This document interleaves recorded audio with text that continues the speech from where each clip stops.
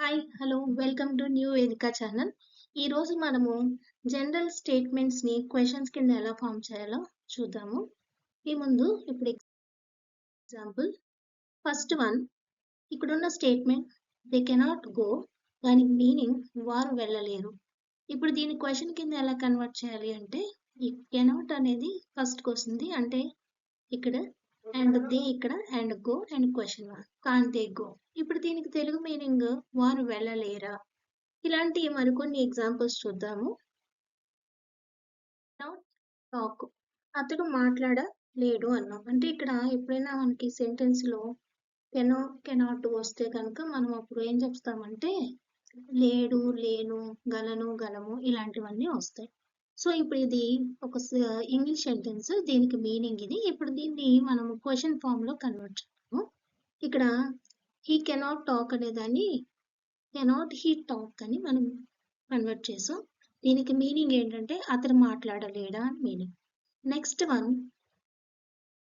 వారు ఆడరు అంటే దీనికి ఇంగ్లీష్ లో దే వోంట్ ప్లే అని వస్తుంది. ఇక్కడ ఆడరు అని ఖచ్చితంగా చెప్తున్నాం కాబట్టి ఇక్కడ వోంట్ వస్తుంది. దీనికి క్వశ్చన్ ఫామ్ ఏంటంటే వోంట్ దే ప్లే.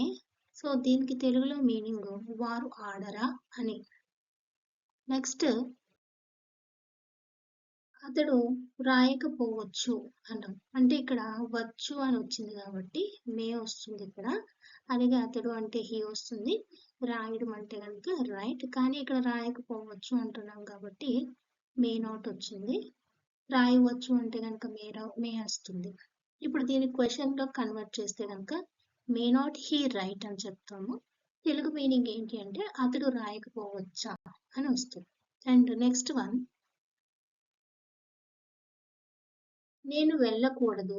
ఇక్కడ సెంటెన్స్ ఎండింగ్ లో కూడదు అని వచ్చింది కాబట్టి ఇక్కడ ఇంగ్లీష్ లో షుడ్ వస్తుంది. నేను అన్నాను కాబట్టి ఐ వస్తుంది. వెళ్ళడం అంటే కనుక గో. అండ్ ఇక్కడ వెళ్ళకూడదు అంటున్నాం కాబట్టి షుడ్ నాట్ వస్తుంది. అదే వెళ్ళాలి అంటే కనుక షుడ్ వస్తుంది. ఇక్కడ వెళ్ళకూడదు కాబట్టి షుడ్ నాట్ వచ్చింది. ఇప్పుడు దీన్ని మనము క్వశ్చన్ కింద ఫామ్ చేద్దాం. షుడ్ నాట్ ఐ గో అంటే దీనికి తెలుగులో ఏమని వస్తుందంటే నేను వెళ్ళకూడదా అని వస్తుంది. నెక్స్ట్ వన్, ఆమె మాట్లాడటం మంచిది కాదు. ఇక్కడ ఎప్పుడైనా మంచిది కాదు అన్నాము అంటే కనుక అక్కడ మనకి హ్యాడ్ నాట్ బెటర్ అని వస్తుంది ఇంగ్లీష్ సెంటెన్స్ లో. ఇప్పుడు ఇక్కడ ఏమన్నానంటే ఆమె కాబట్టి షీ వచ్చింది, మాట్లాడటం కాబట్టి స్పీక్. ఇప్పుడు దీనికి క్వశ్చన్ కింద ఫామ్ చేద్దాం. Had not she better speak.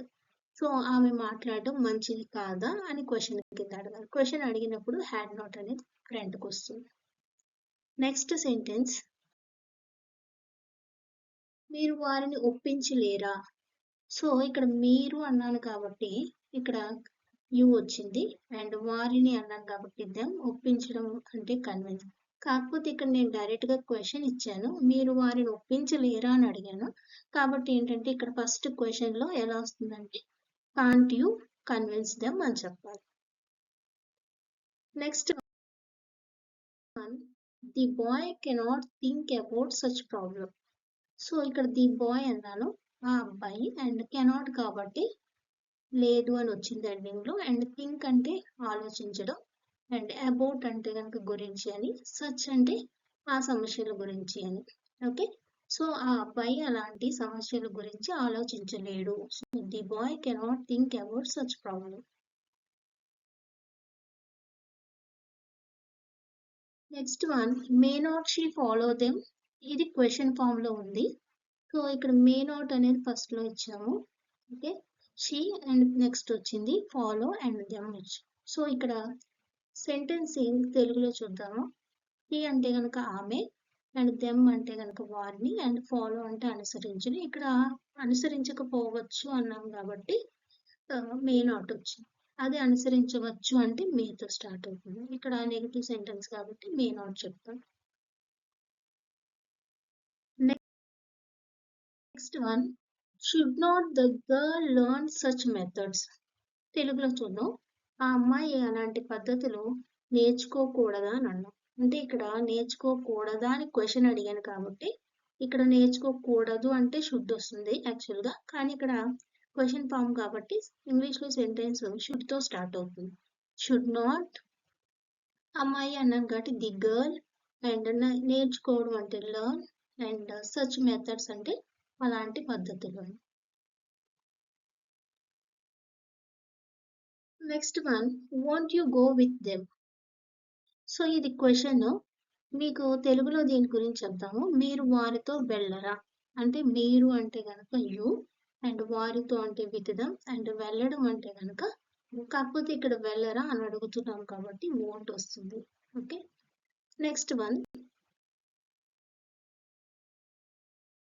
Won't she sing today. ఆమె ఈరోజు పాడదా.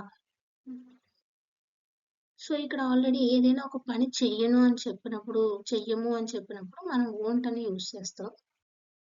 Thank you. Please subscribe new వేదిక ఛానల్.